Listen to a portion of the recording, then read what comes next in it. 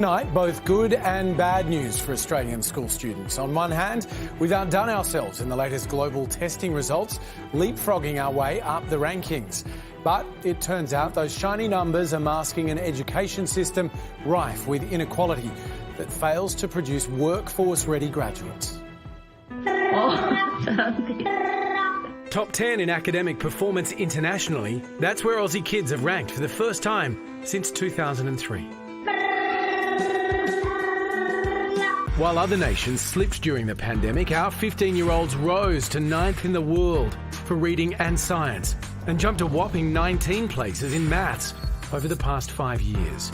Top of the table across the board, Singapore. But while Australia's performance sounds impressive, it's not all good news. The reason why we've dropped into the top 10 is not because we've improved, it's because other countries within the PISA test regime have dropped out of the top 10. Almost half of Aussie students still fail to reach national standards.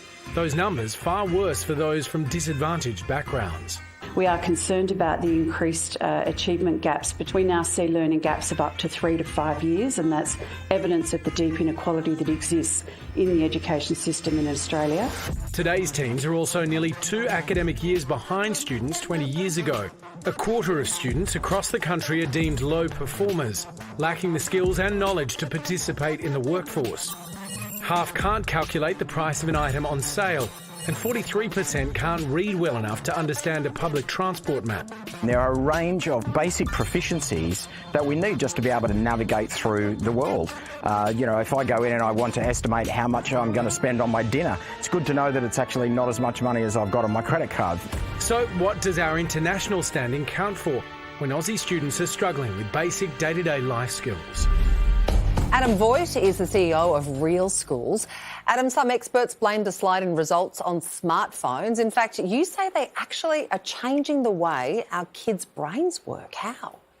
Yeah, this is kind of really fascinating research. What we've got is an emergence of an understanding of what's actually happening to the way that our young people grow, the way that they think and the way that they establish values, and even the way that they sort of get along and find consensus and agreement with each other. Social media algorithms are designed to attract them to negativity, to attract them to outrage, to get them to actually hate other people and to feel that anybody who disagrees with them is an enemy. And that's the antithesis of what we actually want young people to do when they're at school. The world is telling us they're going to need to collaborate, they're going to need to be able to cooperate around some of the big problems that we're going to leave them, and so I can kind of understand why some states are banning mobile phones. It's because they need a break from this. They need to learn how to think differently and perhaps get their values from sitting around a dinner table with mum and dad rather than down a social media rabbit hole. Another thing that's quite concerning is the expanding gap between kids in terms of income and where they live. If the data's so clear, why can't we just fix that?